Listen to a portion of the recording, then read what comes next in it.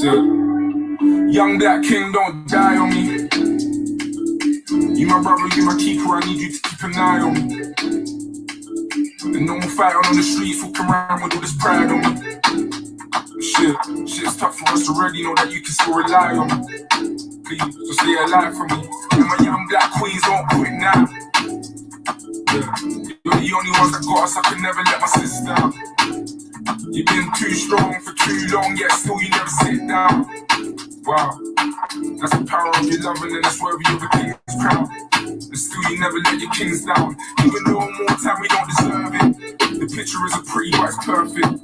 Tedious questions so then I curve it. Serena or Venus the way I serve it.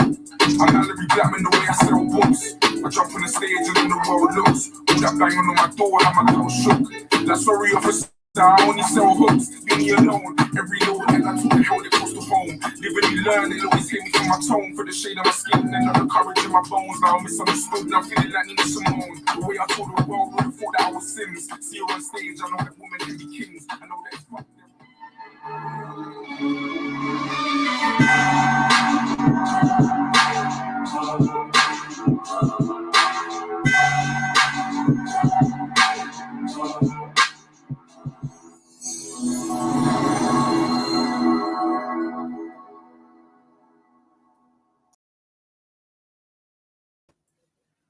Greetings, greetings, greetings, family.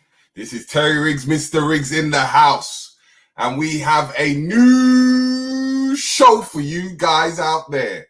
This is one and only Black Eyes TV. And now we have a show with the Manhood Academy. And we have two of the great guys in the house. Please present yourselves, please.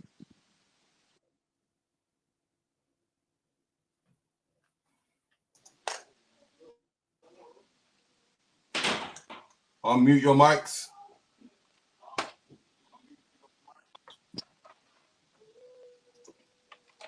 Konsu, unmute your mic. Kende, please introduce yourself. Yep. Yes. Yes. Kende from Manhood Academy. Kende from Manhood Academy, one of the directors here. And yeah, glad to be here. Okay. Konsu.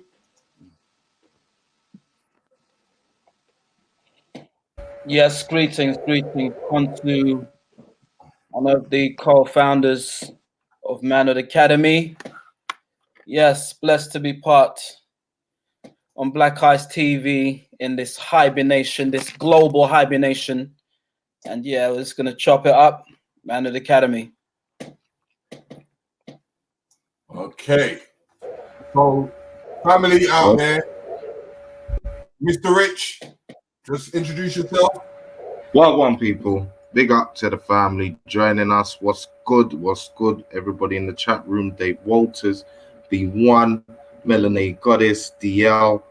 Yeah, big up to everybody. Come in, you know the routine. Hit that like button, share the video, get the information out. I'm happy to have the man them here talking about something that's close and personal to all of our hearts. So yeah, without further ado, take it away, Riggs. Start the interview. You know, any questions in the chat room, please feel free to write them down and we'll submit and post them throughout as we get into this thing.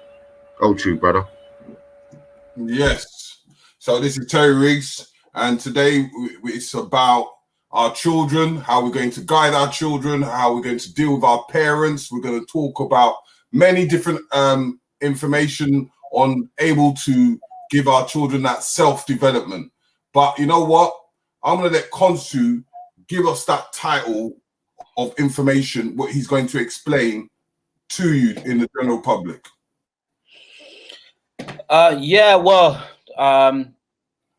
We're just going to have a conversation about what we're doing, Manhood Academy. There's a whole crew, a whole team. We started in 2016, the Manhood Academy for boys. And then we followed that with the Parenthood Academy and the Womanhood Academy for girls. So we specialize in things. I would say the first thing is self-development for boys and girls. Self-development just as adults might do self-development, you might do NLP, you might do Landmark Forum, you might do Anthony Robbins, you might do Les Brown. A few of the team, and those who haven't done it, we're all kind of self-developed in our own way, and we're just bringing it in a bite-sized version to our young people, to our 8 to 12-year-olds, which is one group, and our 13 to 19-year-olds, which is another group. So we specialize. We've termed it, I think we need to like copyright trademark it, but we've termed it urban rites of passage. Urban rites of passage. So what is rites of passage? Rites of passage is a initiation that has happened in all cultures throughout the globe. It's an ancient initiation rite, whether it's ancient India, ancient China, ancient Europe, ancient Africa, all the continents took some form of rites of passage in terms of shifting boys to men and girls to women. You'd find it traditionally still existing in cultures such as the Maori in New Zealand, a Jewish bar mitzvah, which is a form of rites of passage, or the Maasai warriors in Kenya. And why was rites of passage created in the first place? Going way back before biblical times, it was created in order to protect the women and the children of the village and keep the village in a holistic cycle. So the old men would step back and become wise counsel, and the young men from 13 onwards will step up into their manhood and take over the role in order to provide for the village, protect the village, and just keep systems running. So we no longer live, say, taking the concept of an African village or a Maasai village. We no longer live in a jungle or a forest, but we do live in an urban concrete jungle. The same rules of survive and thrive apply. So we guide our young people through what the tools they will need into their adulthood in order to survive and thrive in the urban concrete jungle that we all live in. Also, I would say we can expand upon this concept, but there are three types of men, all right? And we are guiding our young people towards the archetype of authentic masculinity, all right? Not skinny jeans, not all the drama we're seeing out there, but authentic archetypal masculinity. There are three types of men. There is an adult male, which is simply an adult who's a male. That doesn't hold any kind of stature, all right? You have a man-child. You could be 40 and still be a child. We know this, right? We've all experienced this.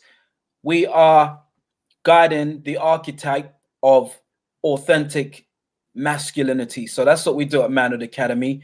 And it's all about raising the millennials in a digital age, because we are in a different age now, where the same old school rules do not always apply, even though they are necessary and valid to keep tradition. With the millennials, it's a whole different ball game. With the digital generation, the way we raise them, we have to maybe reconsider and fine tweak how we are raising our young people in a digital realm of this world. Okay. Yeah. So basically, in the forms of rites of passage, because a lot of people ask this question, they kind of get it, but in understanding a life path rites of passage, could you give us a slight breakdown? A breakdown of rites of passage. In its full extent, as if like it was in the village, like as I said, forms of understanding the learning, teaching, mastering, and dissension. Just give it in a little brief format. So in the urban today's world of how we can apply that to to our boys today. Okay. All right. Well, I'll find a reference. Actually, I'll just break it down simply from there. I've written a book on rites of passage, Sacred Man, by the way, you can get on Amazon. But I break down the science of rites of passage in my book. The first thing about rites of passage is if boys are not initiated, or girls, if they are not initiated into the village, they will burn it down just to feel its warmth. If boys are not initiated into the village, they will burn it down just to feel its warmth.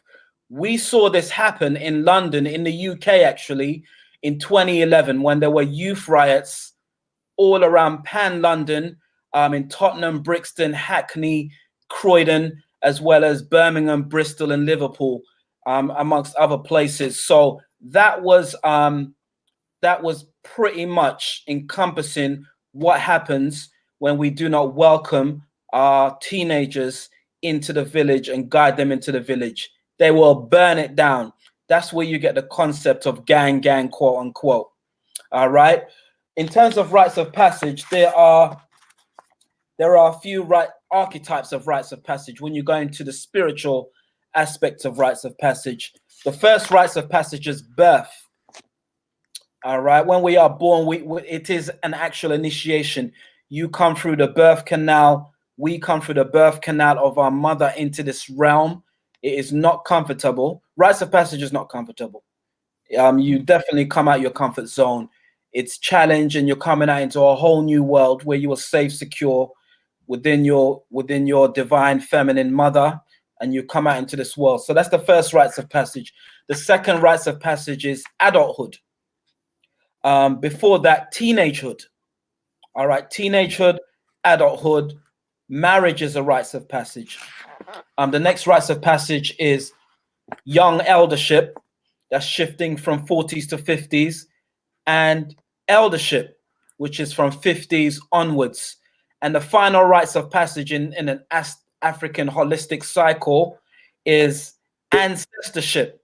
So in African traditional spirituality, your job is not done when you transcend, when you pass away.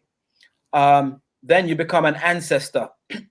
There is a difference between being elderly and being an ancestor.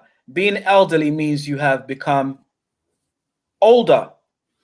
Just like an adult male is simply a male who's an adult. It doesn't hold any stature.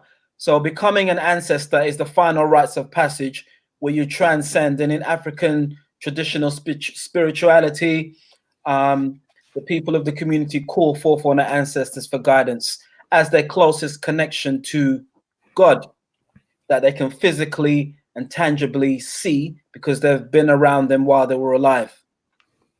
So that breaks it down in a bite-sized chunk. Okay. Now, Kende, are you there? My brother? What we'll do, we will introduce one of our brothers from the Manhood Academy. He is sitting down watching. He's one of our new members, but he's been there for a while. Please introduce yourself and give us a little breakdown about you. Greetings, everyone. Greetings, brothers, as well. My name's Odadu, but everyone calls me O, or Milia for short. So I'm a music producer, audio engineer, and also a music development coach. So I've been with Manhood Academy since 2018. And basically I just help because, again, you have such an amazing band of brothers who came together to educate and also to help uplift. And I'm just happy to even be a part of it.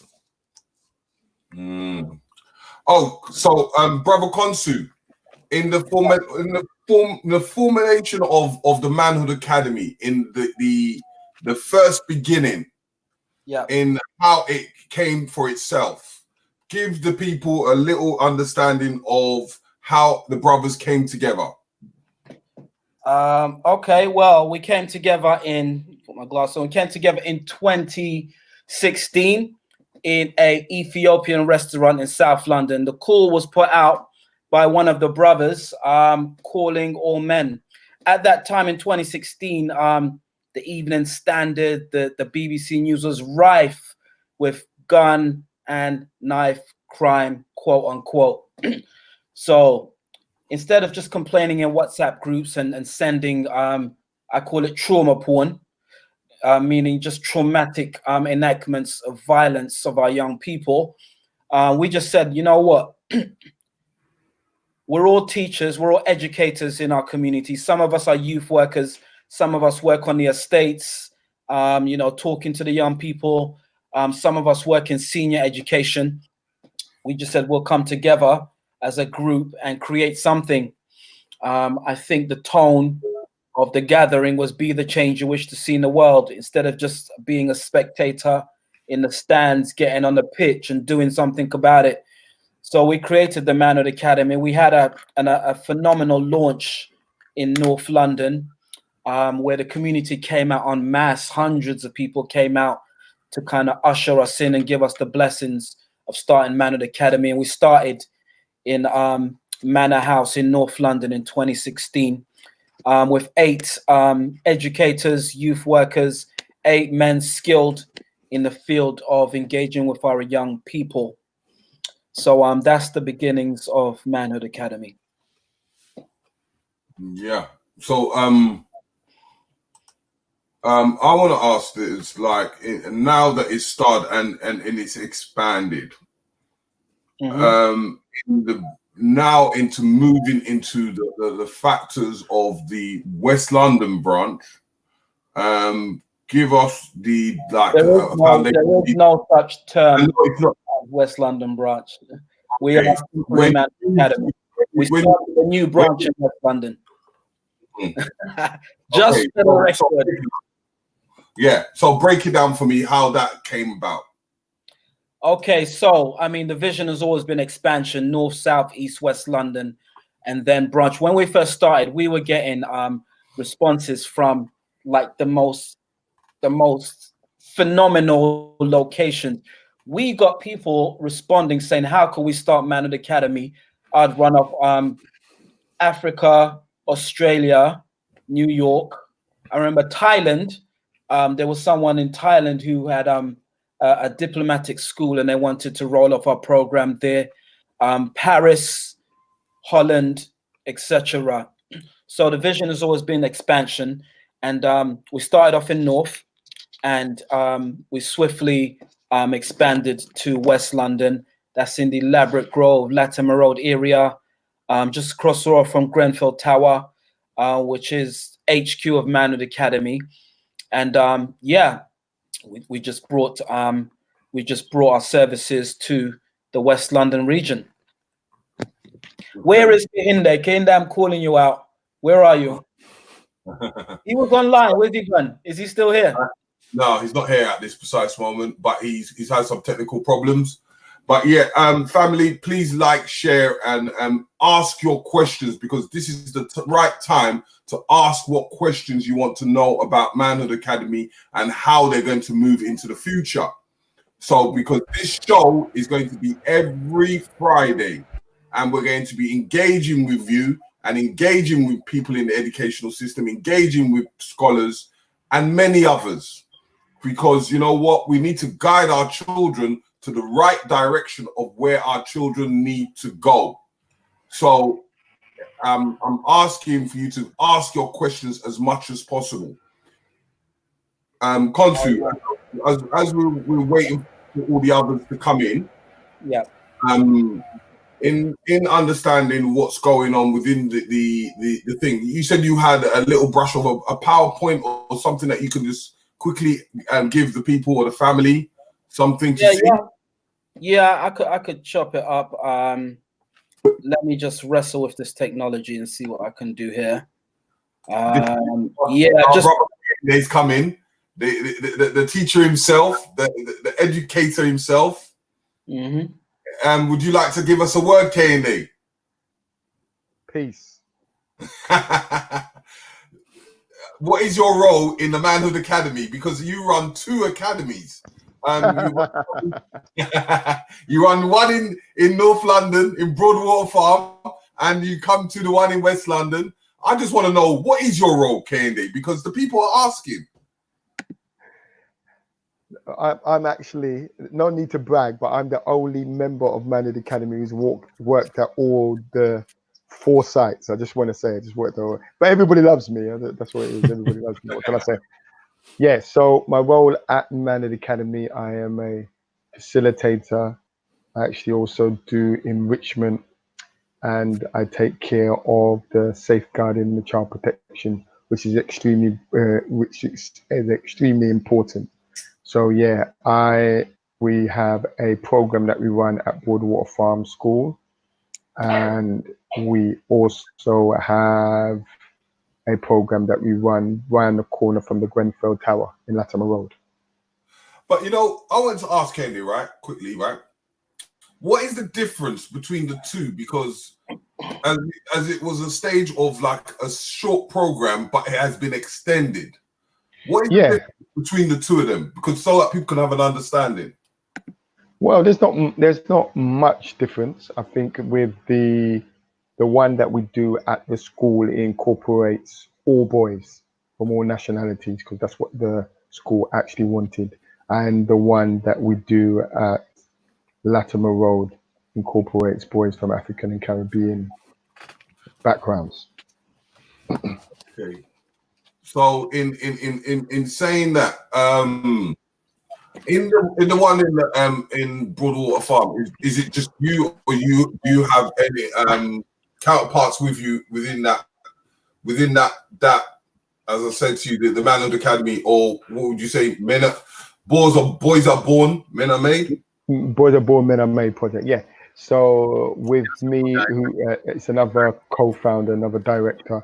In fact, the brother who actually designed the logo for Manhood Academy, Womanhood Academy, Darren Osborne, he works with me there.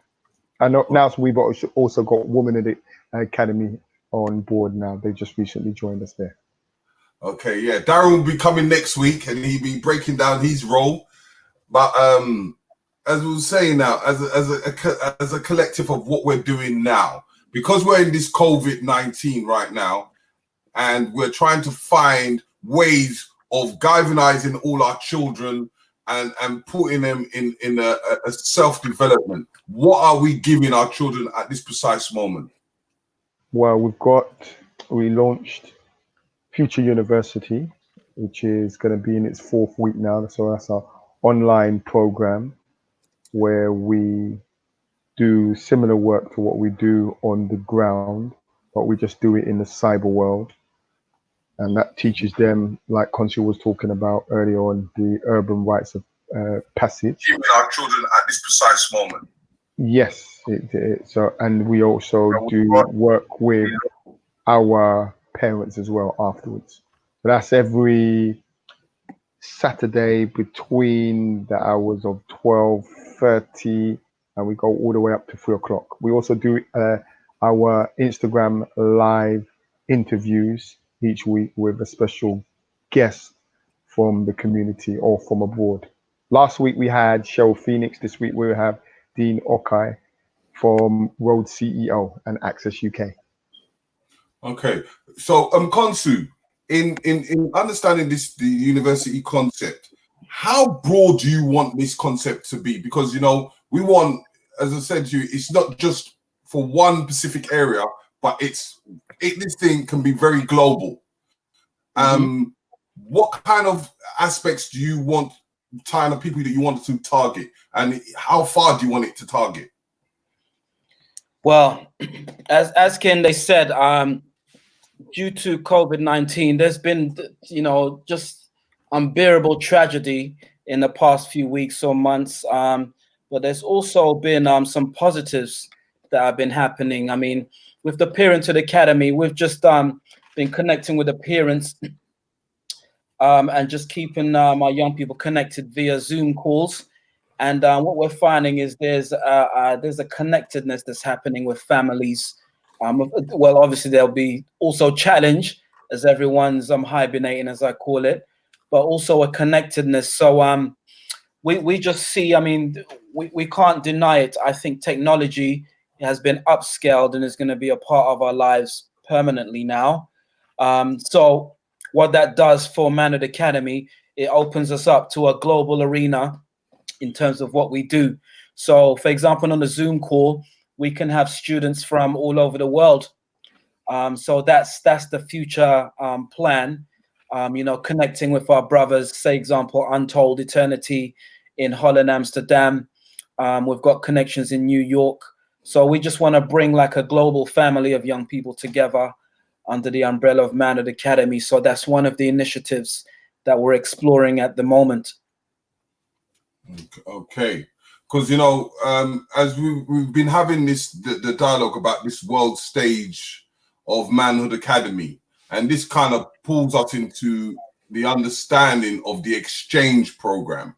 I just wanted to give the public a little introduction of the exchange program that we've had an experience with, and the future plans of this exchange program, which I will even add on to that as well. Yeah, well, in terms of our exchange program, the first exchange program that we created as original Manhood Academy was an initiative to bring a group of teenage boys to Gambia, Africa. And that was something that was a vision from the beginning that was delivered.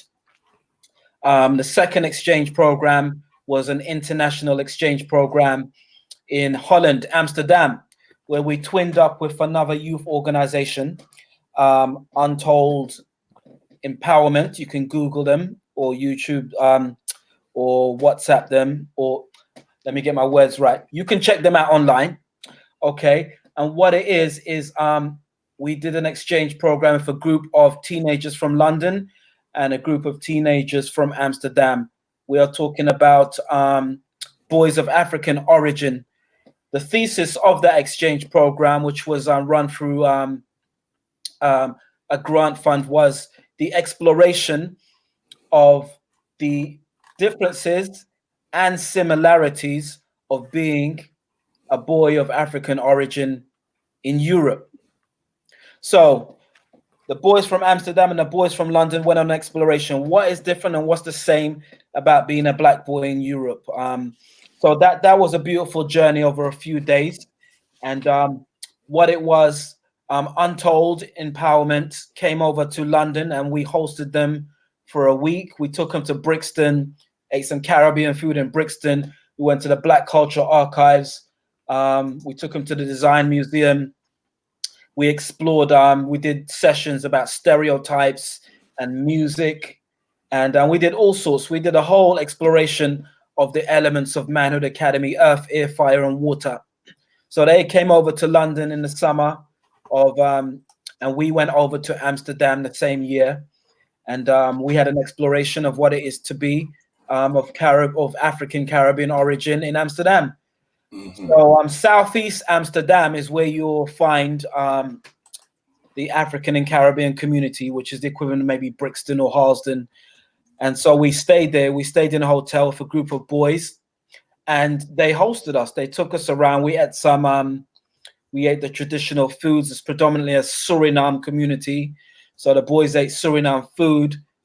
They paired up with Dutch boys, and they went through an exploration of what it is to be a black boy in Europe.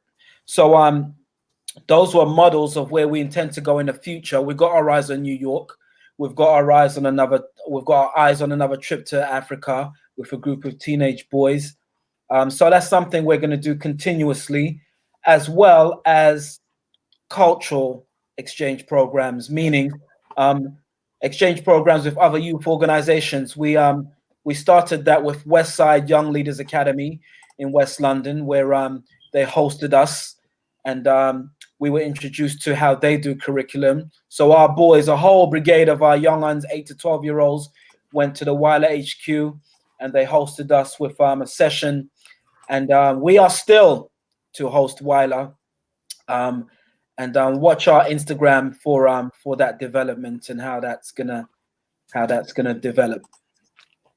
Yeah, because you know, I was speaking on the narrative is that if we're able to do some form of exchange program, where you have people doing exchange programs all around the globe in forms of exchanging with America, exchanging with the Caribbean, exchanging with South America, exchanging with Europe. But then when we was talking about the rites of passage, in forms of where we come to the stage where we was looking at having patrons, right?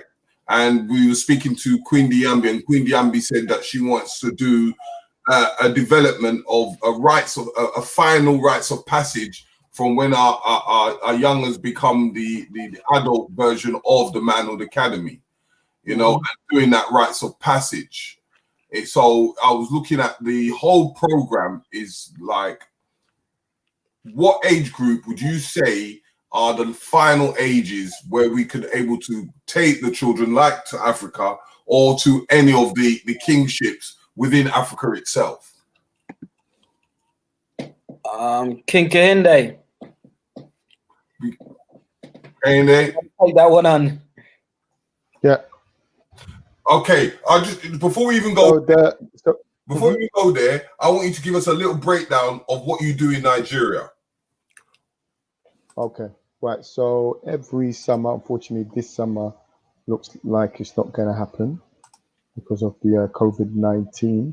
So every summer, I'm out in Africa. I do a lot of charity work with an orphanage in Lagos State with about between 180 to 200 orphan children. I do summer camp with them, just give them a good summer every year for 3 weeks. So I've been doing that now for the last 9 years. It would have been the 10th year, but unfortunately it's not going to happen this year, but I'll be there. I'll be there next year. So I'll raise money for the camp that pays for the children to have the trips, to have food, pay for the staff, and also bring equipment out there for them. Okay, so yeah, in forms of the demographics of taking the boys there, because we have to understand security, we have to understand the facilitating of the thing. Hold on, are you there, Kende? Can you hear me? I'm there. Yep, I can hear you. Yeah, in the facilitating of the boys going to Africa, what kind of things would you would do or encourage? Because you've experienced teaching the boys in Nigeria, and you've got the experience of teaching the boys in this country, how would you able to pull the two together? Well, I think the first thing is the language barrier. So it's communication. So we'll do sessions around how effective communication. You can talk to anybody from it or from any part of the world. I do work on that. Also, we will keep the same model that we do over here. And while the boys from the UK go over to somewhere in Africa, we may go back to the Gambia again. We will get them to actually know, you know, some of the cultural. You can talk to anybody from it. Some of the cultural practices that they have over there, and talk to them about, you know, the connection between for them, whether they're from the Caribbean and the people in Africa and the boys, and talk about the similarities. Just the same way, talk about the similarities and if there's any differences. Just the same way we did with the boys from Amsterdam. So it will definitely be around communication, their roots, their origins, and also about similarities or any differences. Okay. And the advantages or disadvantages of living over there when you are just young, or living over here when you're young. Okay. And also we'll pair them up. We'll pair them up. We'll Okay. get boys of their similar ages, so we can pair them up and they can exchange, you know, what they do in their different countries at the same age and what they like doing, their hobbies and their interests. Mm-hmm. Konsu, Did you have? You said you had some form of Yep. demonstration, but before we go into the demonstration, there was a question asked. How is by Melanated Goddess said, how is Manhood Academy funded? Is there tuition or donations? Because she's coming from the perspective of the States, I think. So with the Manhood Academy, Mm-hmm. Manhood Academy is funded in two ways. It's either done through the parents paying a small fee, or we do it through government grants. We might have the small government grants. So those are the two ways that we do. And also we do fundraising as well. So we've done a lot of fundraising in the past. We're doing a lot of fundraising in the present as well. So that's how we're funding those. But we're always welcome to all any other positive ideas about how to raise money, because it's basically, we are literally volunteers. So we do have our day jobs. I work in a school, Consul works in a school, Brother O also works with young people around music. He does sound engineering. So we all have our day jobs, and the Manhood Academy is our baby, is our child that we have nurtured for the last 5 years. And it's going from strength to strength. Okay. Yeah. So and just going back into that university. Did a music session. I'm saying online. Yeah. Just give the people like an idea of what you do on the online part of the Manhood Academy. So what I've been doing with the young masters is just incorporating music into the session. So one, it's based on finding and sharing platforms that young people can access to help with making music during this lockdown, because a lot of young people, they may have been having access to professional studio equipment at either the schools they was at or the center they might go to. So during this time, I made a point to research on a lot of different programs, and I've just been showing them different programs they can use. An example of that is Melodics. So Melodics is like a Guitar Hero version of music production. So if any of your young people, or if you're just an adult, you just love doing music, you just love just playing around, it's great for working on rhythm. But also, again, I kind of, with those classes, add a bit more of a vibrant element to it as well, because a lot of the young people, most of them that I've been dealing with across the other projects I work on, a lot of them just want something fun to do, and kind of to do it in a group of people they really trust. So that's what I've been doing with them. We're going to be covering as many different music programs as we can each week, but also giving them guiding principles that they can take with them, whether it's sense of rhythm, whether it's patience, whether it's teamwork and collaboration, and just being able to just harness your energy or create good vibrations. Okay. So Konsu, that comes straight back to you, Konsu, in that, you know, I think you said you had a PowerPoint and a demonstration of what actually happens in Manhood Academy itself. Could you give us that breakdown? If you could pull the PowerPoint up, and I'll put it up for you. Yeah, I'm gonna get. I certainly can. Yeah, before I do, I just want to say big up Andrew Muhammad. I saw Andrew Muhammad on the Insta Live. Also Yvette Franklin, one of our beloved parents at Manhood Academy, who has supported us. Just without her, we just not would be functioning the way that we do. So big up to Yvette in the group, and also Think Tank. Yeah, definitely want to connect to Think Tank in the future and 110%. collaborate on projects. And Academy Achievers. We definitely want to collaborate with Academy Achievers also. They've got an initiative about a robotic activated technology for young people, some science projects. So I just wanted to big up those people in the chat, and I will go to a screen share screen. And let's see how we're gonna work. Okay, here we go. Okay. All right. So family, I'm just saying, yeah, click that like button, you know, and giving all your questions, because we need your questions, because this is a weekly show for you to able to give us the questions so we can able to interact with the general public. So if there's something you need to talk about, we can able to understand and able to apply to what we do. Mm-hmm.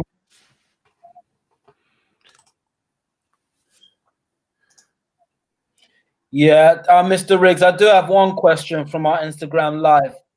Yeah. It was asked, how do we select a country for the? Well, the answer to that is, well, we definitely have a focus on connecting with people of African origin worldwide, and it just seems like a natural instinct in terms of rites of passage, indigenous rites of passage, to go back to the motherland. So, so a little spoiler: we do have our eyes on Ghana as our next exchange program, our next rites of passage into the future. So Gambia, Holland, Amsterdam, and Ghana is kind of in our computer brains in terms of the next place to go to, as well as continuing a relationship with Untold Empowerment in Amsterdam, who we're constantly in communication with. So can you see this PowerPoint? Yeah. Say that again? Yeah, I can see it. I'll expand it for the people. All right. So, okay. Well, can you see it, family? Right. Okay, yeah, I can see it. Well, these are just all right, cool. You can, because all I can see is my PowerPoint. I can't actually see anything when this is up. So this is just snippets of the things we've done. We're shifting into our 5th year now at Manhood Academy, and this is just a visual of all the things we've done, and the young people we've connected with, and we get feedback once in a while from a parent, maybe a parent we ain't seen for a while, just expressing the impact that we had on the young person. In fact, I'll give you a tangible example. We had a young boy. He was about 10 years old, 11. His mum brought him to us because he'd been having problems at school. He just kept on hitting people, just random. Anytime he got annoyed, he just punched someone. So we just connected with him. We just showered him with love in terms of a healthy masculine presence. And he was at Manhood Academy for a while, and then it disappeared because some of the parents, it's like they get the soul food that their young people needed, and they move on. So we heard from that parent about a year and a half later, and she told us the impact we had when he was in our presence totally changed his personality to the point where he's getting a standing achievement towards school, towards other students. And really, we work with root cause at Manhood Academy. We go deep with our young people without them even knowing. And his root cause was kind of father hunger, amongst other things. So we just kind of fill that gap in some way. And mother kind of reconnected with dad, and the child was healed to some capacity. So that's just kind of some of the work we do with our young people. But I'm going to skip out of this, and I'm going to shift into what we do in terms of our elements, if you bear with me. All right. Okay, we're right here. All right. My Mac's a bit slow. So we've had a lot of stories like that in terms of because remember, we also have a holistic process of the Parenthood Academy also. So the parents don't drop their young people off and come back later. They stay for our sessions. So let me just freeze it here. So we have 4 cycles in the Manhood Academy. First of all, this is the team as it is at the moment. There are 9 of us, and keep on shifting forward. You can see we have the Manhood Academy teenagers, and we have the Womanhood Academy for girls also. But let me go into our cycles. All right.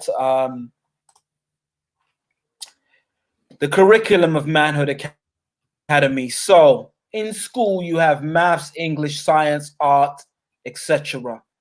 In Manhood Academy, our curriculum is earth, fire, mortal elements of the earth. And it's actually esoteric in meaning. But we simplify it for the young people into a curriculum. The younger ones spend 6-week cycles of each of the elements, and the older ones spend an expanded time mastering the elements. All right. So the first element is the earth cycle. That is to do with boundaries, beliefs, goals, aspirations, and sustainability. What does that mean? In the earth cycle, first of all, we structure the boundaries of our engagement so the young people know what the boundaries are. For example, the teenagers, when you step in the door, you hand in your mobile phone. All right. You can TikTok your girlfriend later. You can Snapchat your boys later, but for now we need you present. So we put boundaries in place in the earth cycle. Also, we explore the beliefs and the self-limiting beliefs of the young people that we work with. Self-limiting beliefs is one of the key elements in the earth cycle. Also, goals and aspirations in terms of grounding yourself into what you want to achieve in your future. And sustainability. Now, sustainability encompasses how does a young person sustain themselves and their family and their future family. Sustainability will encompass things, for example, like holistic health and hygiene. How does a boy take care of himself? How does he maintain himself? We introduce stuff like shea butter, herbal teas, incense, stuff like that. Alternative holistic health for boys. Also sustainability, we do part of our curriculum where they may go out, and we a few years ago we were tending to the Grenfell Memorial in Ladbroke Grove, where with a sister who takes care of the Grenfell Memorial. The young masters planted seeds. They planted flowers on the plot, but we also made that a metaphor for planting seeds for the future of yourself and breaking down that you are a seed. The Manhood Academy, your family, your parents are growing you into healthy, positive young men. So that's the earth cycle. The fire cycle is to do with passion and anger, exploring feelings, self-regulation, self-expression. And one of the key things in the fire cycle is a letter to my father. Each boy will write a letter to their father, because the father is the primordial foundations of every boy's masculinity. All right, whether the father's around, deceased, or they've never met their father before, they will still have the genetics, the DNA, sometimes the personality of dad. So they each write a letter to their father. The letter could say, "Dad, I love you, you're amazing," or the letter could say, "Dad, where are you? I've never met you. This is how I feel about that." So it's a healing that takes place. So we explore anger, how to manage conflict in school, with your family, with your friends. Just exploring that anger does not have to mean rage and violence. You can be angry and upset with someone and communicate in a way that you're heard without resorting to violence or or anything of that nature.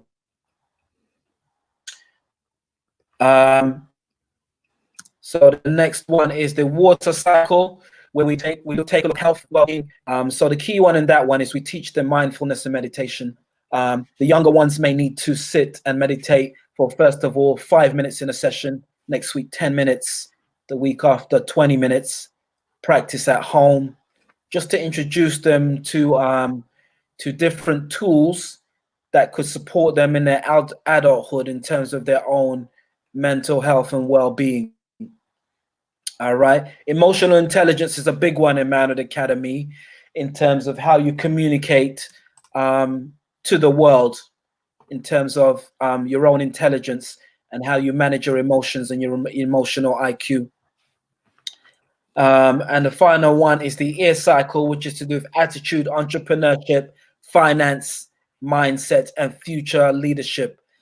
So I would say a key one in the ear cycles is entrepreneurship.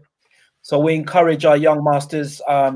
Yes, you're going to school to get GCSEs, O levels, A levels, degrees, university. However, we encourage that you do not have the mindset of being an employee. Every single member on the team, whether they work a mainstream or not, have 1, 2, 3, or 3 businesses behind their belt. So we encourage, yes, if you can do the 9 to 5, but also explore self-employment and working for yourself. So that's the curriculum in a nutshell. And so we got the rest of the team here who could maybe expand upon it if you wish, but that's the foundations of Manhood Academy. Yeah, I was going to add that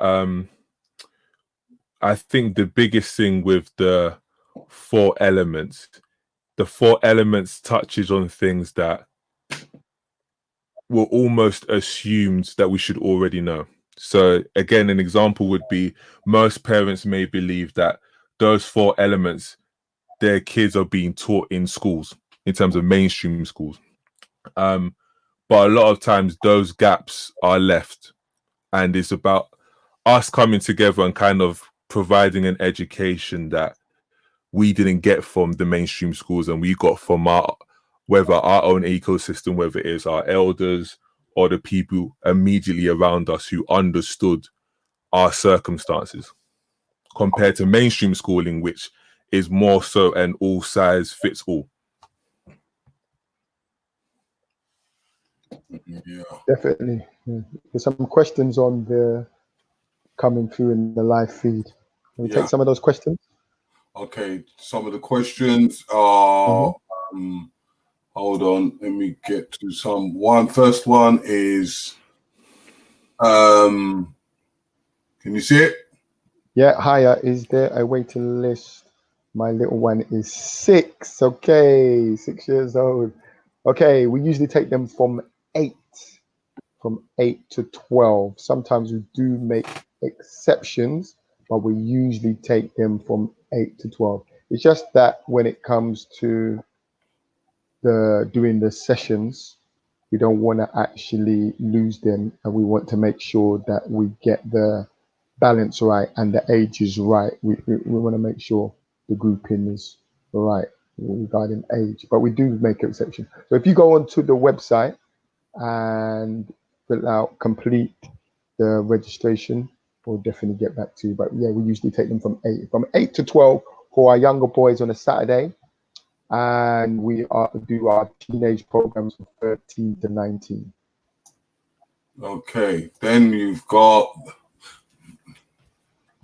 how many young ladies in the Women in the Academy. So with the Womanhood Academy, we have a branch, a program, Nurture a Girl, Raise a Nation, at the Broadwater Farm School, and in that there is, I think there's about 20. I think there's about 20 girls in that one. Yeah. And they do have another program. I believe it's in South London. Yeah, I believe it's South London. But I work with the sisters in Broadwater. Okay. Do you find it more difficult to keep the teens engaged and keep good attendance? Yes. Yes. 100% yes. Although we have our ways and means of, making sure that we get those boys to be engaged for the long haul and actually get them to keep attending things like football, things like going on different trips, enrichment trips, which they really like. And it's actually quite amazing what some of these young boys like, who would put on a tough exterior, but when it's time to go on a trip that you wouldn't even think they're interested in, they're the first ones to bring their permission slip back. But you know, We went on a trip to Organically in Wolfenstone. Wolfenstone. It's a organic. What we say is an organic farm, organic place where they do all types of things that they grow. They grow their big field in Wolfenstone, and some of the boys with the toughest exterior, they're the ones who were put their permission slips back first. So it's really strange. It's interesting. I think with the boys, one thing that I have noticed in my observation is that a lot of them are seeking male attention in a different way, and we show them that there's all different types of men out there, and that's what we, so shouldn't be afraid of that. Okay, yeah, okay, but you know, on the there was an exploration that you lot did in the climbing, some form of climbing. Oh yes. When we was doing our exchange program with our Amsterdam boys, when they came over here, last year summer, we did climbing with the boys, and they loved it, absolutely loved it. Absolutely loved it. Absolutely, really were engaged in that. So we make sure we actually incorporate our sessions, not just the sessions that we get round in a circle, but we make sure we keep them active as well, because we understand that boys can be very active. We've got one of our brothers in the house. One of our brothers is in the house. Mr. Mark. I'm Buffalo Rio. Love. Greetings, sir. Greetings.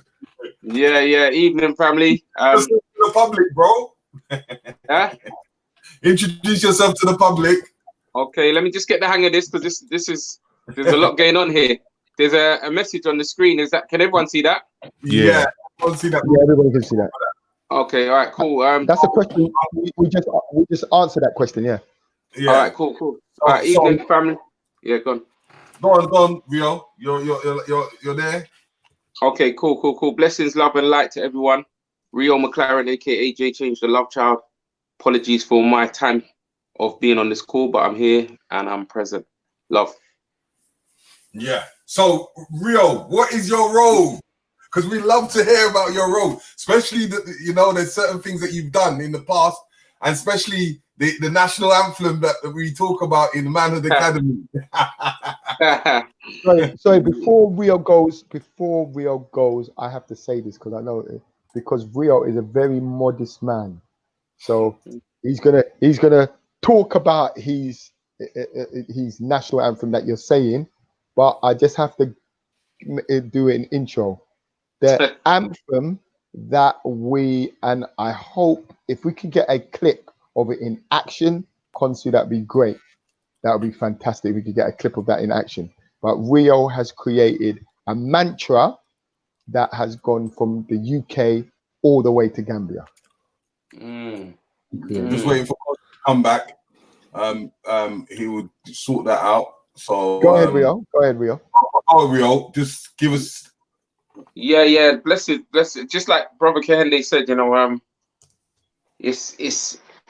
it was something that I'm grateful to say that the brothers trusted my gift. One of my gifts is literally, I find it very easy to create, from nothing. And I mean, words of affirmation, lyrics, songwriting. So for that to be easy to do, it means, it's also aligned with purpose. So the brothers didn't even question what I was going to present. They just left it to me, and what we're now using, which has gone 4 years strong now, is an affirmational pledge which all of our young masters start and end their sessions with. So I'm definitely honored, because that means no matter what happens, you know, I've made an impact in every young person that comes, and not just the young people, because all of us as brothers, we also say it,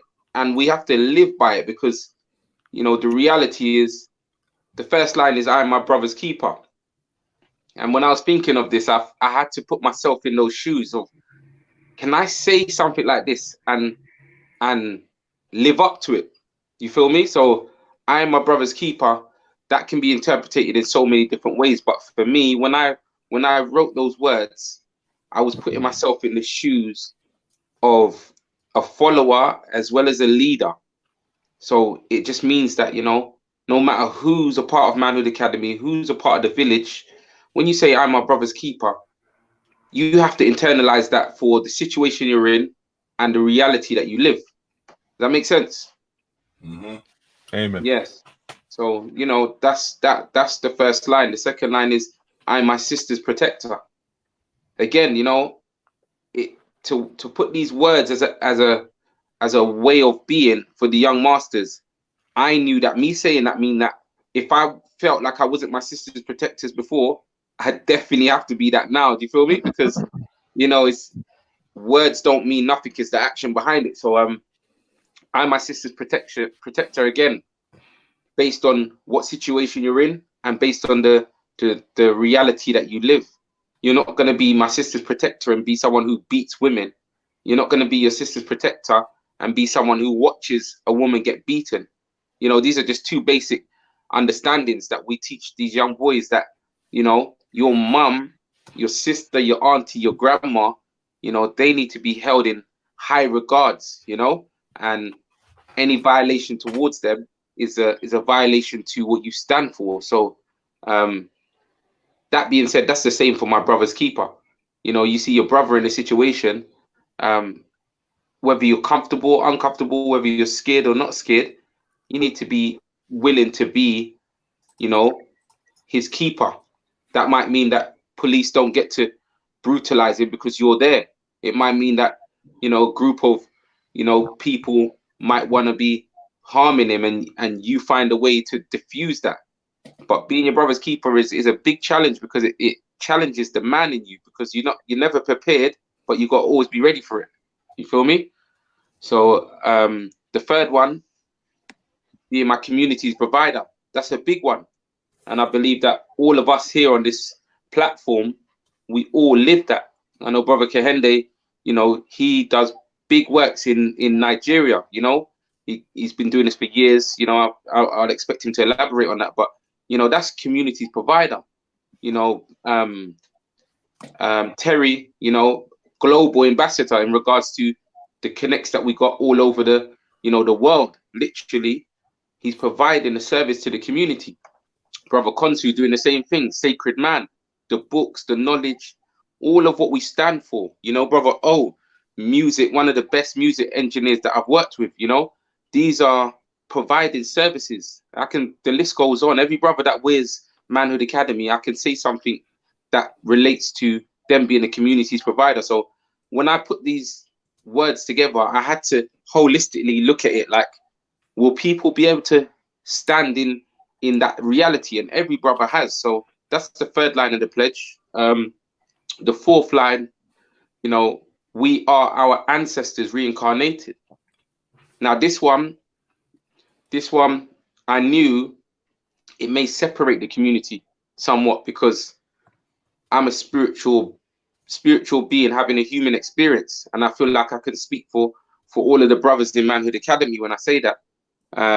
But not to denote that we have brothers and sisters in our village that, you know, come from a mindset of religion before spirituality. And it's not to single them out, but it's just to bring it back to that reality that, you know, when you pass on, you become an ancestor.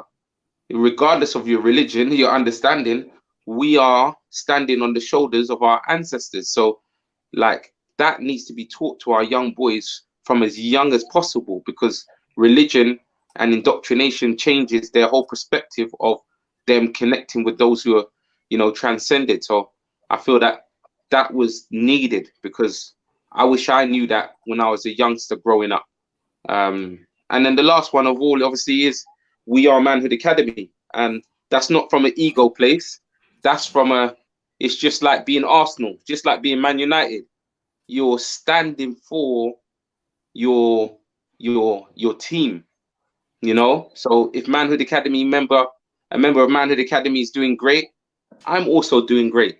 If Manhood Academy is doing bad, I'm also doing bad. We don't get to pick and choose. So we are Manhood Academy means we're being accountable at every stage of the way, because people know the brand, they know the faces, and now it means you don't get to just run and hide when it gets sticky, or you don't get to, you know, not get mentioned when it gets great, because that's where the ego, you know, takes over. So we are Manhood Academy is just sums up the reality. So that's the reasoning behind the pledge. All right, Konsu, do you have any little short clip of the for the boys actually performing that the act? I'll find one. If we continue to build, I'll pull one up. Okay.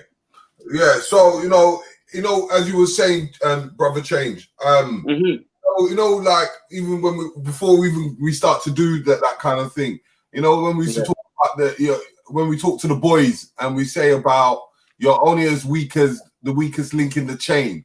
You're only as strong as the weakest link. Yeah. I want you to give a little demonstration of how we create that brotherlyhood with the youngsters.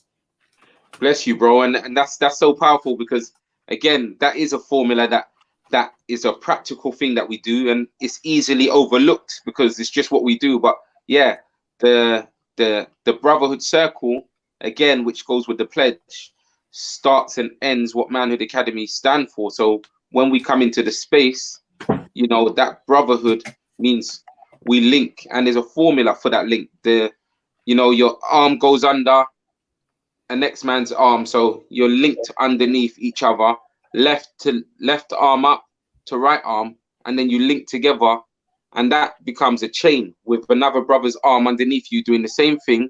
And then the symbolic understanding is that, you know, I'm going to stand firm in this link, as in this chain, as a link. So if I'm not standing firm, then anyone could come and infiltrate and trouble the circle, because I'm not standing firm. And that's what you call a weak link. So we say to the youngsters when they're in this stance, you're as strong as your weakest link. So it makes everyone responsible for how they're standing in that circle. Another point to add on to that, brother Rio, which I loved about as well, because with our boys, we've got some of them. A small example is they have different heights. So because I'm like one of the tallest as well, but you also have some of the boys that are taller than others. So even just the idea that you might have a young master who's a little bit taller than the two next to him, but he will make a point to kneel down, and it speaks to the fact that in the community, it's stronger when everybody cares more about the group than themselves. So even making that a small sacrifice just for the sake of everyone else. You even see some of the shorter kids try to lift up their arms to make it easier for the taller kids. So like, yeah, I always wanted to mention that part, because it's a big thing that I'm not sure enough communities, especially a lot of young people in communities, kind of grasp. Yeah, no, definitely. And you're a prime example, bro, because being one of the tallest, no one's ever going to feel the same level of strain of bending down than you do. So you often have to come down to your knees, and it makes the young masters feel important, because they realize that, wow, this is one of my big brothers, and he's naturally taller than me, but in this circle, we're equal. And that symbolically is so powerful. So yeah, man, no ego, just love, innit? And the sacrifice, it feels a lot easier to do when you just think of your brothers, and of course your sisters and your community, rather than just yourself. 100. You know, Konsu, we haven't really even talked about all day, because I talk about the kids. The one thing we haven't talked about is the parents. Yeah. What do we do with the parents, and how do we apply it to doing what we do with the parents? Okay, well, I'll answer that, but first of all, I want to say, Jay, Jay, I haven't seen Jay since he came out from Barbados, man. Good to see Hey, you, bro. again. Thank you, Love, brother. love, You know, love. lots going on. You know, there's a lot going on, Yeah, man. yeah, So, yeah. you know, yeah. We've been communicating on the phone and whatnot, but you know, we haven't seen each other physically. So bless King. You know, Bro, let me say something to the people before you say something, Konsu. Yeah, big up, Jay. This is Richie. Yes, yeah, Rich. because Come on. do you know how long it's been that we've been trying to get these brothers together to do a collective build like this? Yeah, I'm just quiet in the cut, listening, enjoying the build. But please, people, like, share, and subscribe this thing here, because getting these brothers together, other than to facilitate for the children, is a hard thing, because they're always on individual tasks as well as working as a collective. So please, pick up this video, and understand what you're watching right now. It's very powerful. Yeah. Big up to you, Rich. Big up to you and Black and Terry, man. Yeah, man. Big up, man. Yeah, salute. Yeah. History in the making right now. More to come, man. Always. All right, continue, Konsu. Yes. So Parenthood Academy. Well, remember, just want to say that we are going online now. So our sessions are virtual and business as usual for Manhood Academy. So we have the Parent Versity, and we have Future Versity for the young ones. So our sessions are online. So the Parenthood Academy, we always use the analogy that, you know, in a traditional Saturday school or youth center, you drop your child off and you go Tesco shopping or go Starbucks, you come back in 2 hours. At Manhood Academy, the parents stay. All right, they stay. And they have their own session, their own space, their own time, and their own self-expression. So the Parenthood Academy, we call it, the term will come back to me. I just had brain freeze. The term will come back to me. But in the Parenthood Academy, it's self-development for parents. All right, progressive parenting for the millennials. That's the words I was looking for. Progressive parenting for the millennials. The millennials are a whole different ball game to how we were traditionally raised. So things have to be fine-tuned and fine-tweaked. For example, attention spans, etc. We can go. That's a whole conversation. But the parents, they do stuff like vision boards. We might have Sister Amasade come in. Sister Amasade is a community elder who teaches, you know, mindfulness, meditation, self-reflection. You know, we might have Sister Danielle, big up Sister Danielle, who might do something on vision boards or vision boards. Who else have we had? Layla, the late great legend, R.I.P. Layla Africa. You know, come on. We've had you, Konsu. Credit to you, bro, because as much as these people are, they're everyday people.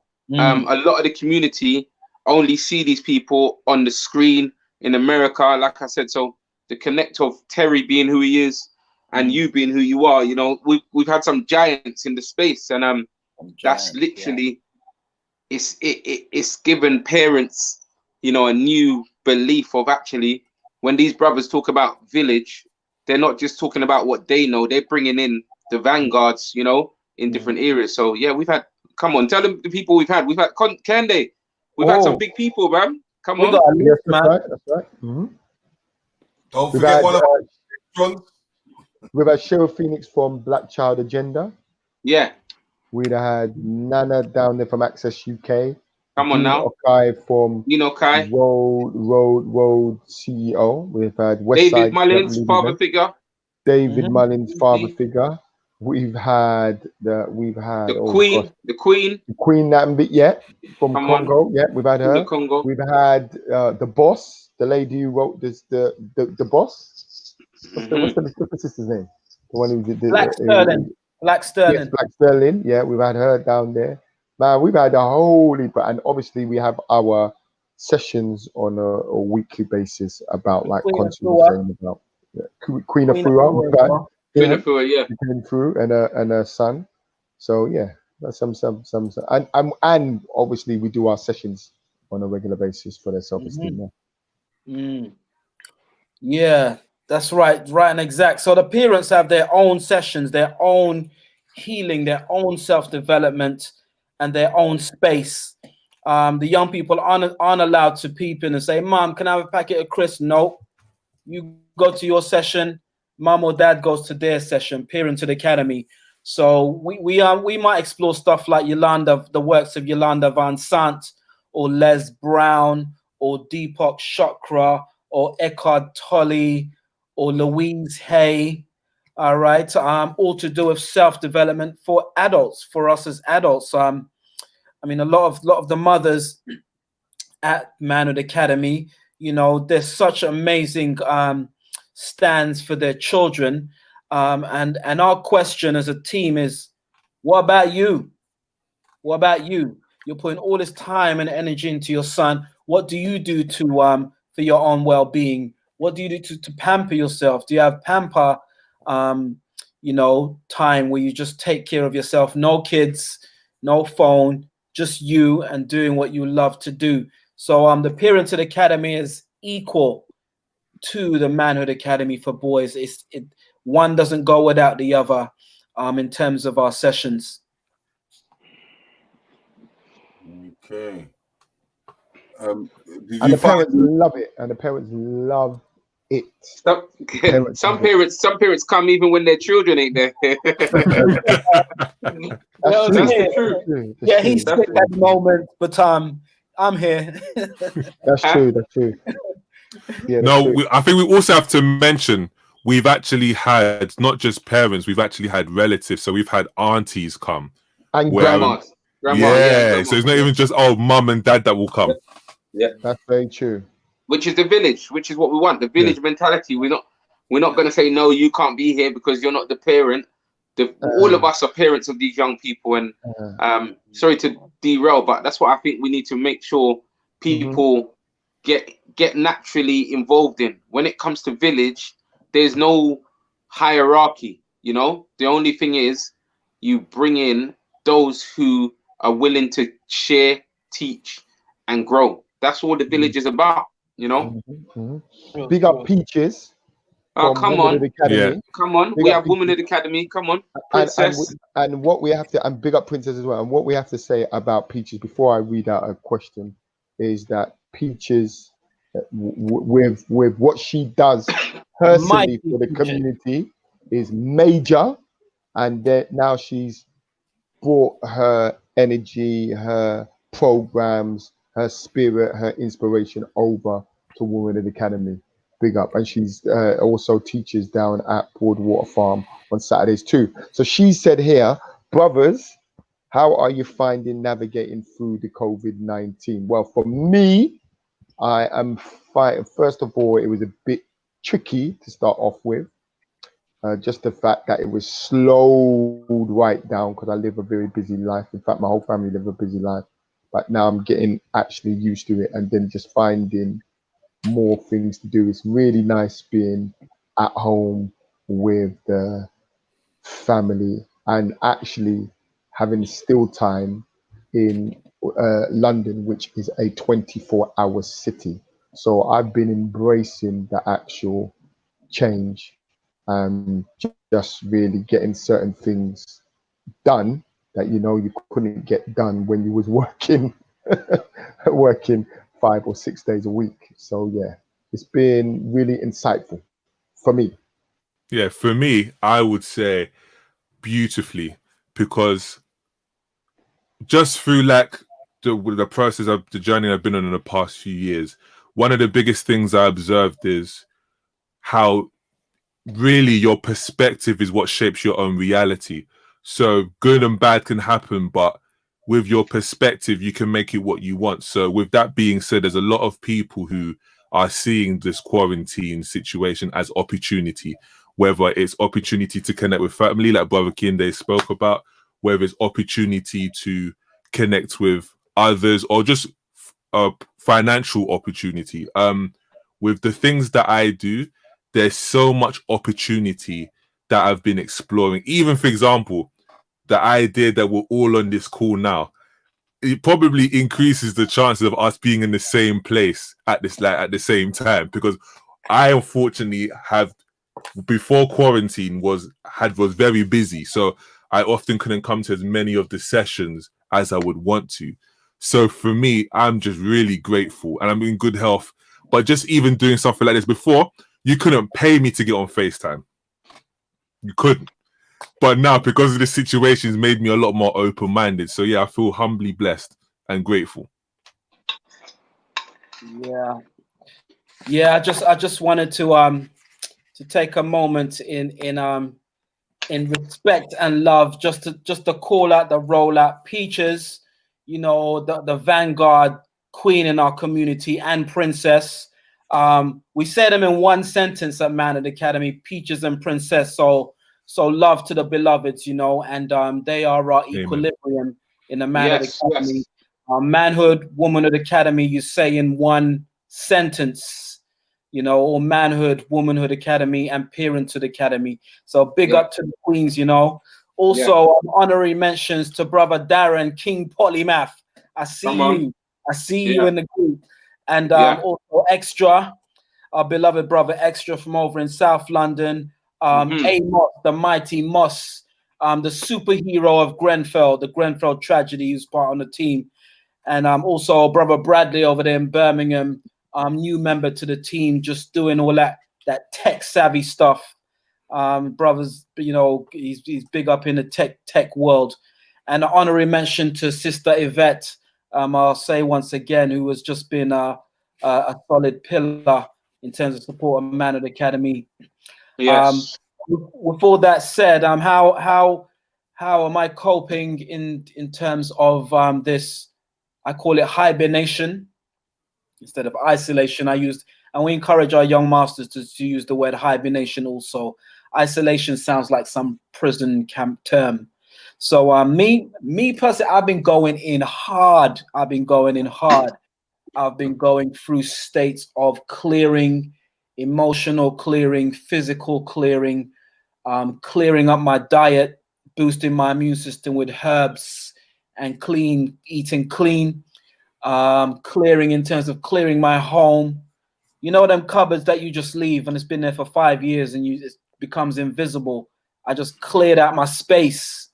I also cleared up relationships that may have had, you know, that have been like incomplete. So I've just used this time of hibernation, really, just like maybe a bear does, to just clean everything up, you know, in my life. So when we're ready to come out, you know, I'm just cleared. And these are the kind of principles we encourage with our young people and that we do amongst ourselves, you know.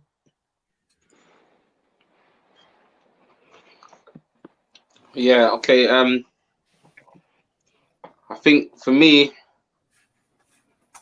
I was where Confu was, you know. Literally, I saw this as a great opportunity to catch up with all of the bookmarkers I've got in my books. I've got a very, you know, impressive library, I feel like, and I just got a lot of books that haven't been read. So I was excited about, you know, making this time self-development, you know, guru number one for my own self, and, you know, again, health, wealth, and all of those things, which I've started. However, I would be lying if I said that this period of whatever's going on, this is probably the worst period in my life that I've ever been in my 37 years of life. Losing 2 family members to this so-called, you know, virus, and one being my biggest role model, my uncle. And I won't go into too much detail, but, you know, I witnessed him take his last breaths, and you know, I realized that people talk about, I've lost a lot of people in life, all the brothers know, and, you know, I realized that I always thought that, you know, I'm all right with losing people and whatnot, and you know, it's just part of life. But what this has shown me now, losing my uncle, is that it's not about how many people you lose, it's about who they are to you. And yeah, this one's like, oh, I feel like I've had a right hook from Mike Tyson. I thought I was doing all the rounds before, losing people. That's life, you know. You get on with it. But yeah, this one is definitely shaking my system, where I'm not even sure what the reality of, you know, how I feel every day. But I'm doing the work still, and that's the most important thing. So yeah, for everyone that's out there, please don't think that this is just TV or it's just happening, you know, in certain places. I'm testimony in my own family that this is really, really happening to Black people. And yeah, I just pray that we get through this, and we change a lot of the things that we've taken for granted, like allowing the system to allowing the system to kind of dictate our every move. We now must use village mentality for our survival. You know, like we know what the Chinese been doing, we know what everyone's doing. We must now start to say all of the things we've spoken about with, you know, the Black Pound, you know, unity. If those things don't come into practice, you know, really and truly, I don't know when they ever will. So yeah, that's what's going on for me. True stories. Yeah, and we have to big up Ty. Woo! Rapper Ty. He passed yesterday, man. Oh Oh, for wow. real? Which rapper Yeah. He passed away yesterday. Passed away yesterday. Rapper Ty. So Ty, I think he was in a hospital a few weeks ago. He was on the mend, and then yeah, he passed away yesterday. So yeah, the rapper Ty, big up, good person, good artist, man. And also our community leader, our community hero, brother Dougie, also transcended. Yeah. Brother Dougie also transcended. His funeral was on Wednesday. Yeah, so bigging up brother Dougie and Ty, and of course your uncle. Yeah, a lot of people are passing away, and yeah, you're right. People have to stay safe and try to keep our spirits up. This is not, it's not easy. And sorry, just because I won't feel complete if I don't say this, because it's nice what you just said there. This reminds me, I need to big up the whole of Chalk Hill Estate. That's the foundation that my family grew from, and you know, we took my uncle last stop through his foundation community before we said farewell, and the whole community came out for him. So, you know, that was like very overwhelming for my family. So just want to salute all of those people that was there, and you know, yeah, you definitely made an impact in the healing process. Yeah. We got to big up all the people that have gone through this, all the people that haven't survived, because you know what? It's for us to able to carry that baton. 100. 100% strong. And this is the reason why us brothers come together, in that we leave these legacies that these our elders, our ancestors have left behind, to giving to our youth, and why we come together. Because if we don't give our youth this legacy, how is it going to be continued? You know? So you know what brother Dougie has done, what Jay Chain's uncle has done. We bring all this together in its factors and able to apply this to our youth, so that they're never forgotten. And what brother Ty has done as well for the culture of hip hop, and also what brother Change said. That's something that we should be speaking on as well, because in the line that brother Change created for our mantra, it says there, I am my community provider. So we have to think to ourselves now as a people, what are we gonna create now that this situation has arisen? Are we gonna think to ourselves? Are we gonna reflect like my brothers in the NOI said? Are we gonna think, reflect, and then plan, or after we come out of it? Or are we gonna stand still and do the same thing as we were doing before COVID-19 and go back the same way. So it's a time that our people have to stop and think and plan and then build, because this should be the building space. Be the building space.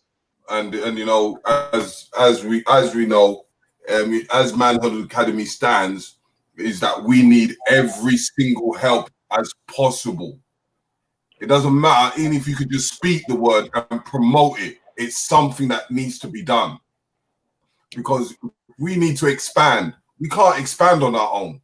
We need the community. We need every single person to put in that word, whether you're going to donate, whether you're going to be someone that's helping out, or even teaching, or anything, or even putting up an event for Manhood Academy to raising money for us to able to succeed into worldwide. Because remember, doing this live thing is worldwide, and we're going to be able to touch every child's heart, because then we're able to apply that legacy.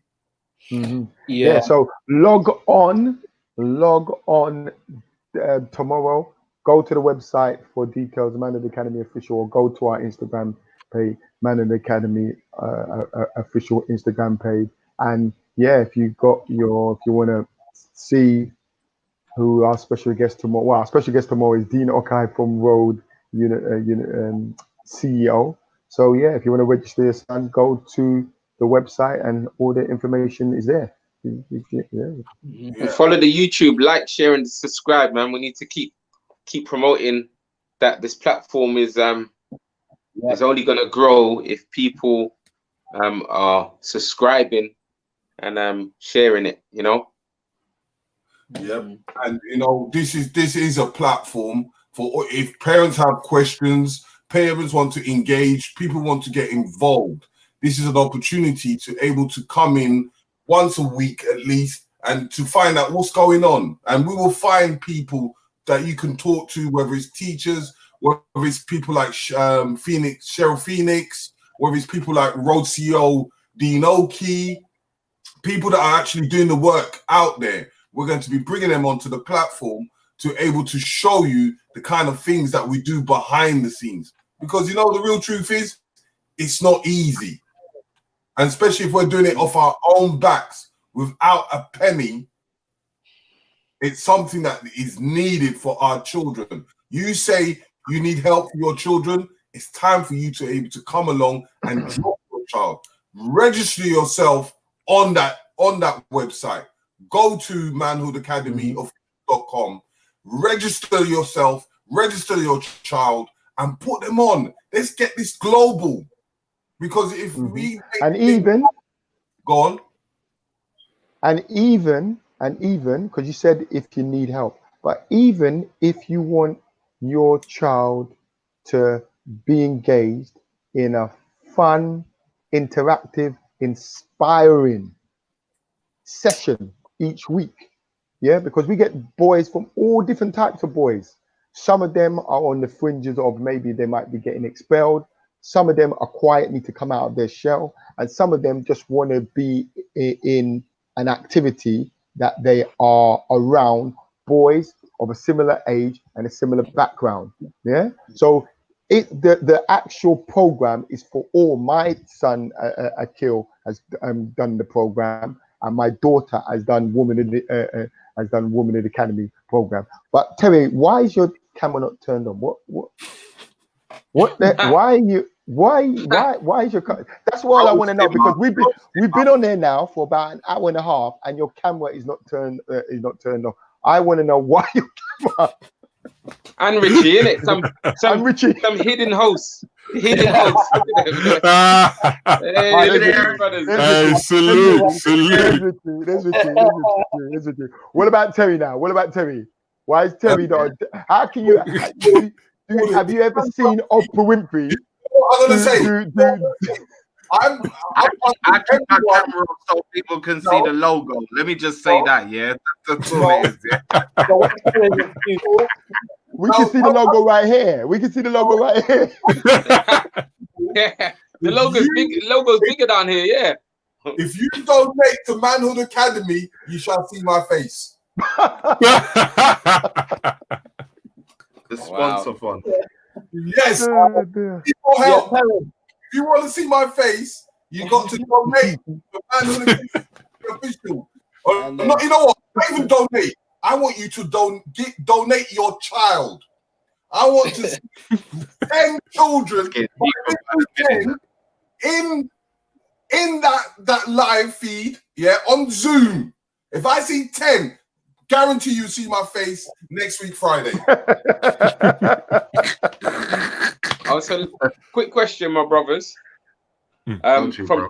From the promotion of today's beautiful link up, what I saw on the flyer said something to do with personal development, and I don't know what I've missed, so I just want to add what Go I in, bro. feel. Yeah, I feel that when we're dealing with the times we're in and we're talking about personal development, we're covering so much different realities as individuals, and I would say that personal development is definitely about now looking at the man in the mirror, looking at the woman in the mirror, loving what you see, what you don't see, loving the imperfections, and then being honest with oneself about who am I, what am I doing, and what legacy do I want to leave? Because those three questions is what I ask myself quite often, and I realize that we can't be on a personal or self-development journey unless there's a big why. They say when the why comes, the reasoning doesn't matter. Like once you know the why, you will endure any trial and tribulation. But a lot of us aren't questioning our why. We're just being. So when we talk about self-development and personal development, a lot of people don't even know where to start with that. And I'm just trying to give some gems. Start with looking in the mirror and asking self, like real talk, what am I doing here? Mirror work. Yeah, like really and truly, who am I being? And what legacy do I want to leave behind? It don't matter what level we're at. The community is working at different paces.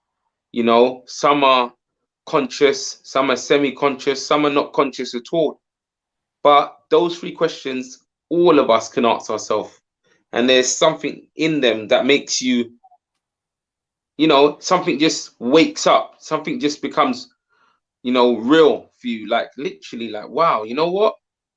Even if I don't deal with this now, at some point in my life, I'm gonna have to come back to this man in the mirror, the woman in the mirror, and get serious about why I exist. So I just want personal development to be understood from my reality, that we must start questioning these three things before we can get excited about what we know, what we're reading, who done this and that, because that's a lot of what I see when it comes to personal development. Everyone knows what's good, but how many people are doing the work on self? You feel me? Yeah. Amen. Let's put that out there. Listen, let me say this, brother. I mean, I'm totally hearing you on that, and I think the reason why the self-reflection part becomes hard is because you have to be honest with self, as you said, and that often entails healing, often entails being real about past experiences that have brought you to this point of your life. And again, that's not an easy thing for a lot of people, but as 100. you said, you can't move forward unless you self-reflect. As you was, when you remember earlier on in the conversation when you was talking about all the boys in the circle and adjusting themselves to help the next. But again, to adjust yourself, you have to look at self. You have to be real. Am I shorter? Am I taller? What do I need to do for self to then help the next? Yeah, it's a reflection eternal always. And again, we're always looking for outside stimulation as individuals to help us along our journey. But again, the importance of understanding you're the self-catalyst within the whole process. Nothing can't take hold unless you yourself accept it. That's why, again, in the process, this is for the people now who are listening, the parents have to be key to the development of the children, because if the parents don't accept certain things about maybe the way they've raised the children, maybe the way they are, the situation that they were in when they procreated their children, you know what I'm saying? If you're not honest with those situations, how can you then address your child in an honest and open way? So again, it's reflection eternal all the way to the bank. And I can't stress enough that across the diaspora, it's about legacy killing. This place is about legacy killing. Yeah, it's set up to waylay your kids and to destroy legacy. And a lot of the time we don't have this conversation because we don't have resources.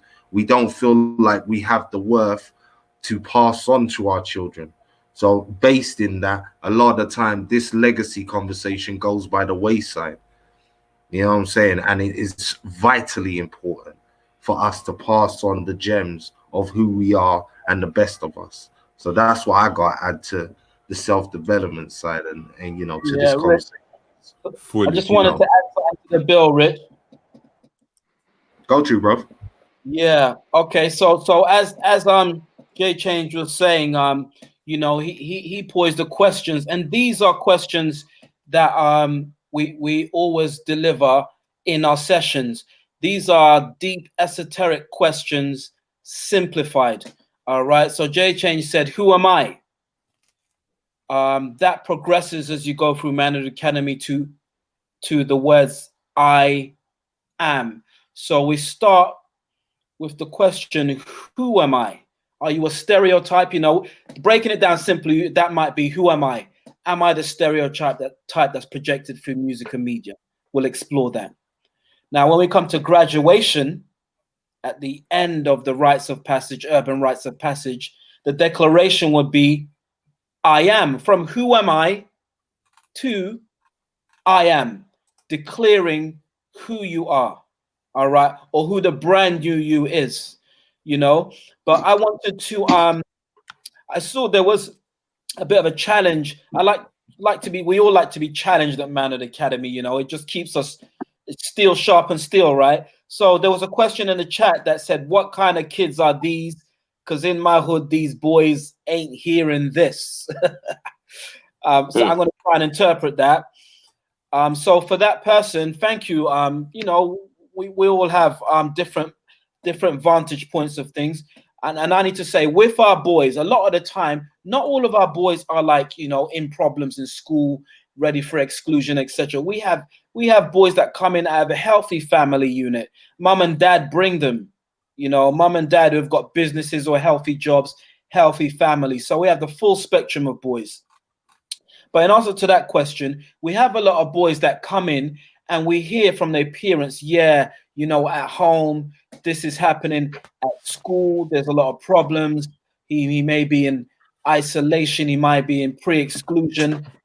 But the way we remember, all of us in Manhood Academy are skilled in working with young people. And usually the personality we hear about from that boy in school is not the personality we have in our sessions, just because of the way we are towards our boy. We do not need to be shouting, and some boys are experiencing that all day long. We just give love, nurturing, masculine nurturing.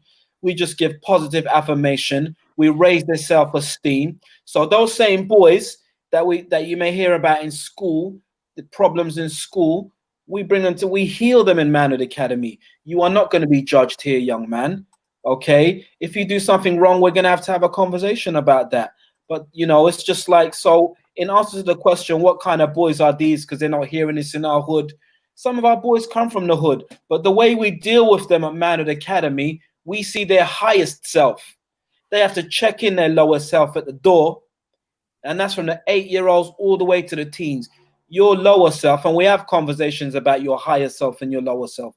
Your lower self gets checked in at the door. When you're in Manhood Academy, we only expect to see your higher self. And then if you mess up, you're going to come back to your higher self. And those are the principles. Some of our young masters, not all, we don't heal all of our young people, but those are principles we are instilling in our young people that they can take out into the world when we're not around, and they have to navigate the world that they're in. So I just want to drop that in the mix, you know? No doubt, no doubt. Yeah. Oh, you there, Tel? You back? I'm back. I just had a technical problem. Cool. Yeah. So, in understanding that build, and as I said again, once again, this is a platform, right, that we'll be doing every Friday. We'll be putting videos. We want people to engage. If you want to find out what's going on with Manhood Academy, this is the time to even come and check, as we're in quarantine every Friday, the day before the children and the parents can engage online on the Zoom. So if you register your children at the Manhood Academy official.com, register your child. And if you want to see my face, make sure you get 10 children in there.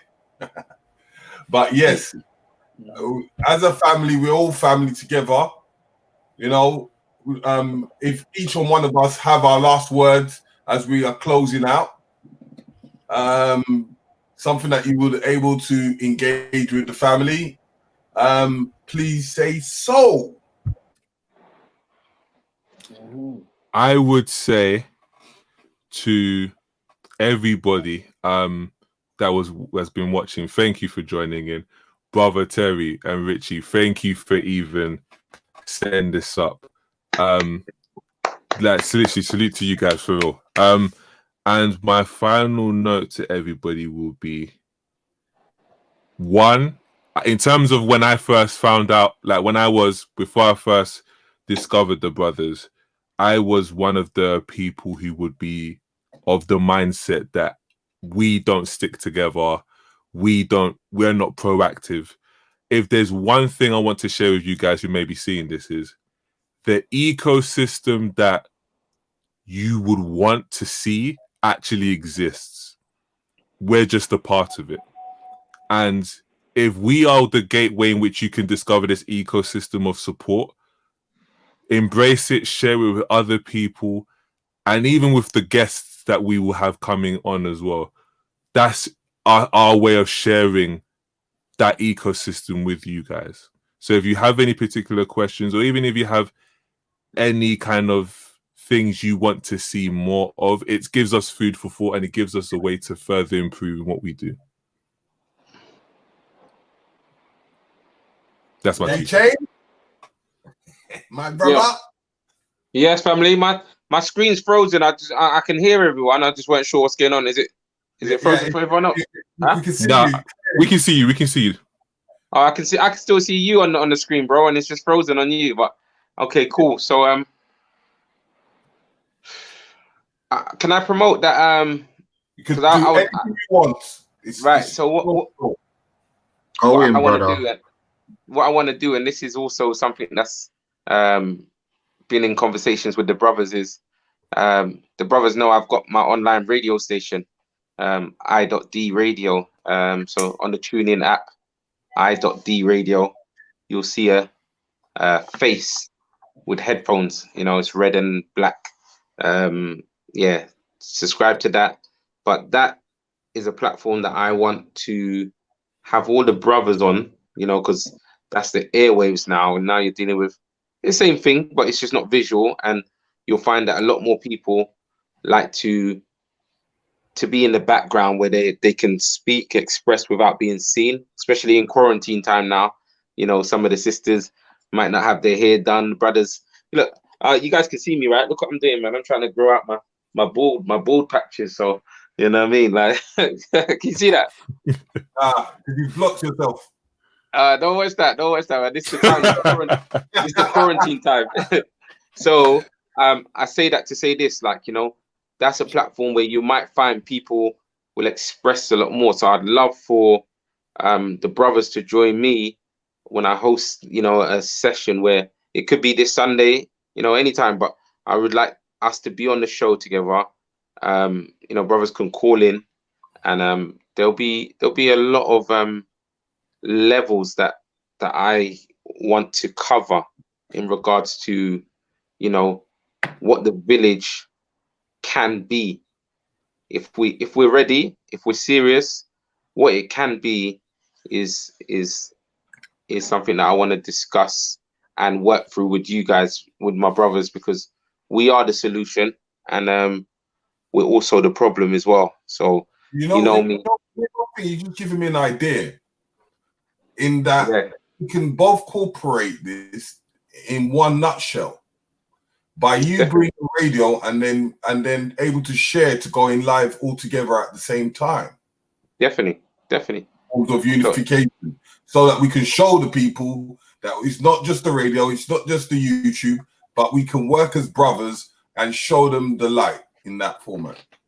As long as it's not freezing like today, I'm all right with that, you know. Because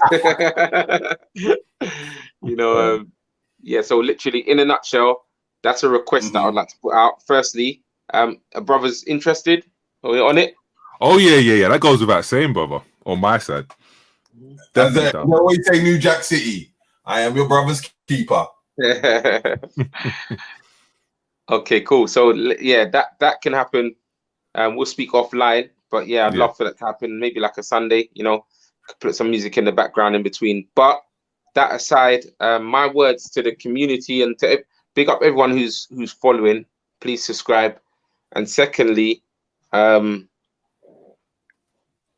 yeah, greatness is something that I believe we all deserve to experience.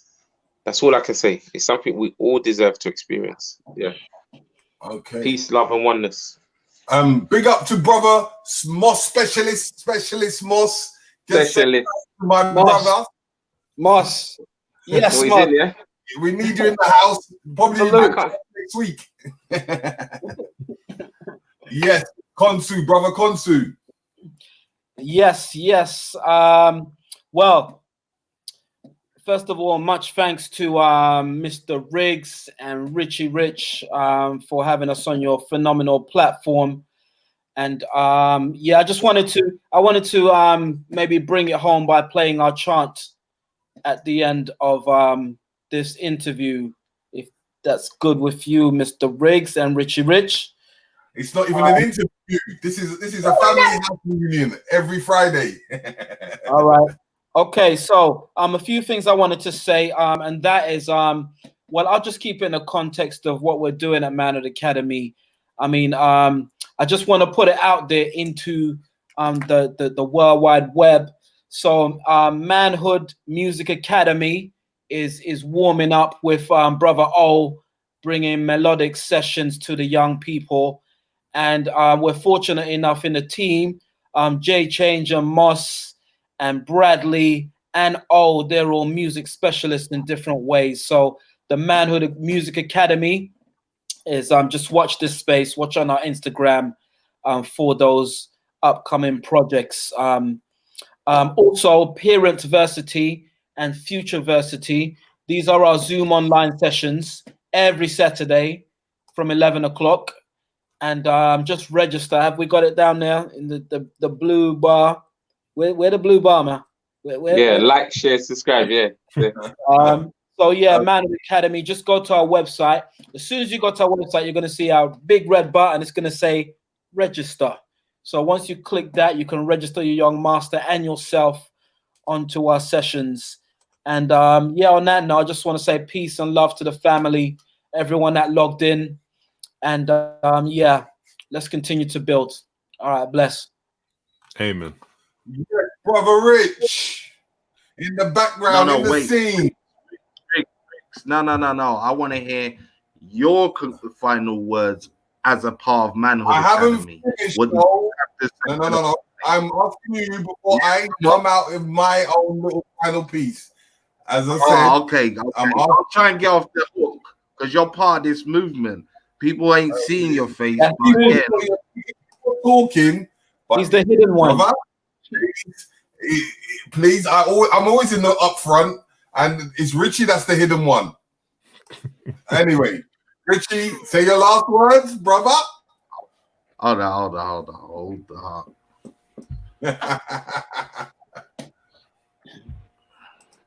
Boom! Black Eyes TV. You see my face? You see me there?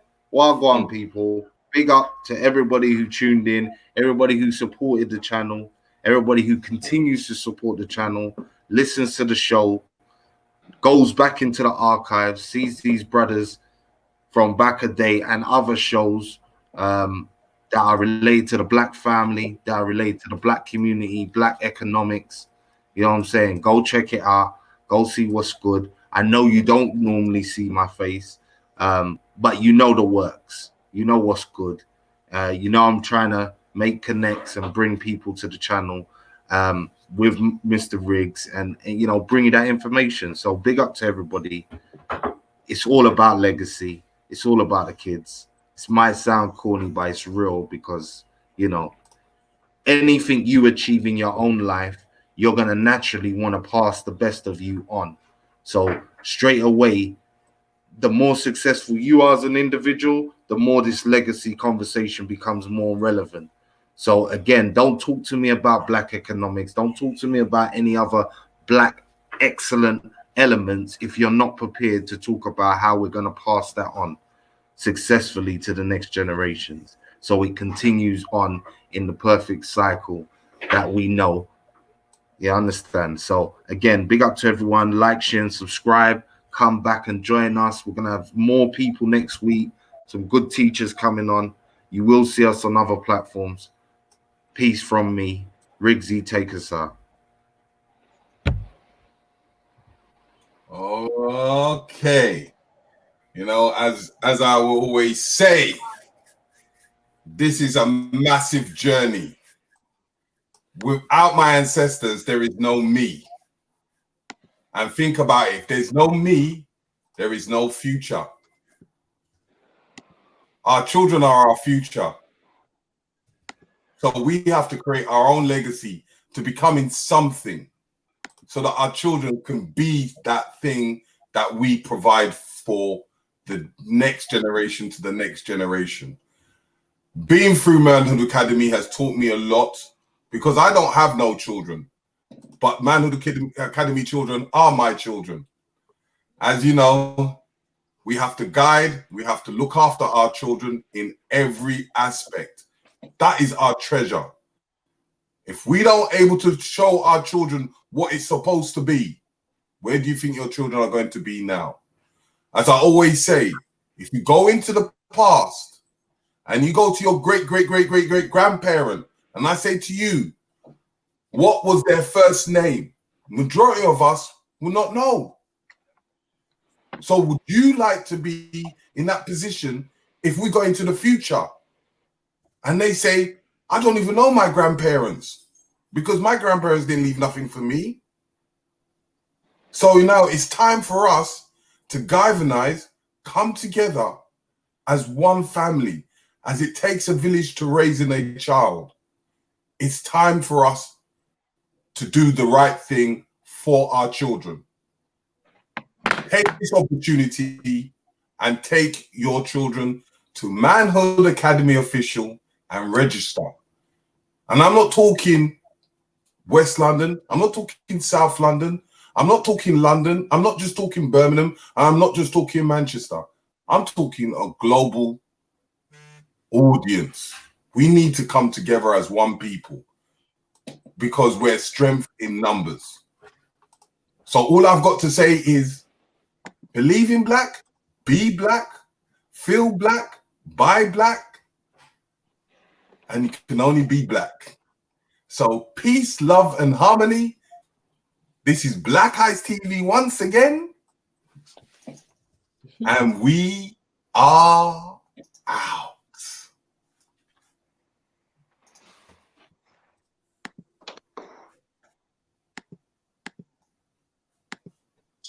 Can we powerfully do our pledge?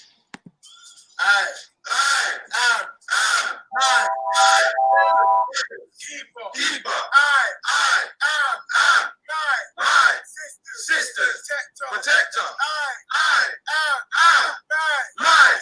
Community, provider.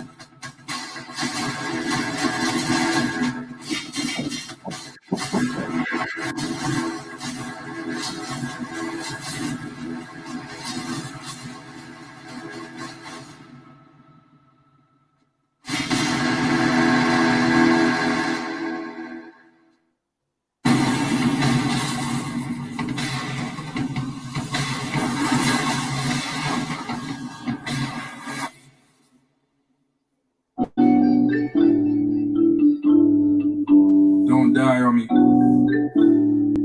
I said, young black king, don't die on me. You my brother, you my keeper, I need you to keep an eye on me. And no more fighting on the streets, walking around with all this pride on me.